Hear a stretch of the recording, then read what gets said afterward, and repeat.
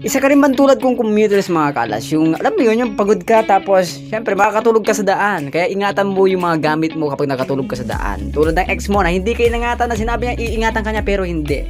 Sanay ka na mapag-isa sa sasakyan, sa jeep, na kailangan mo maghintay ng kasama mo para lang malaman mo na hindi ka nag-iisa. Maya-maya nandito na rin ako sa Mangaldan. Ang bilis ng panahon mga kalas, akala mo ikaw pa yung mahal niya pero iba na pala.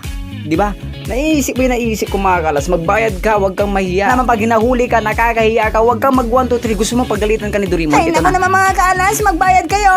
Naranasan mo rin yung nakatulog ka at nalampasan mo yung pupuntahan mo. Nako, nandito na ako sa San Jacinto mga kalas. Malapit na rin pala yung pista nila dito. Kaya bilihan mo na yung jowa mo. Dahil bibilihan ko na yung jowa ko. Nako, wala pala akong jowa kaya wala akong bibilihan ngayon. At dahil nandito na rin ako mga kalas, bumili na rin ako ng ulam namin. Dahil inisipan ko, wala pala kaming ulam ngayon. Ang gusto kong ulam ngayon, galunggong. Dahil ang mahal ng bango, 60 isang piraso. Wow, parang jowa mo lang. Akala mo mahal ka pero hindi pala. Pero mahilig ka rin ba sa mga ganitong ulam? Yung iba-ibang klase mga kalas. Wow, ang sarap, diba? At syempre, hindi mawawala yung favorite ko, saging at saba. Iba't ibang klase, diba mga kalas? Maya-maya mga kalas, pauwi na rin ako gamit ko ang aking motor na si Alaskador. Maraming salamat mga kalas. Ingat po kayo lagi. Bye-bye!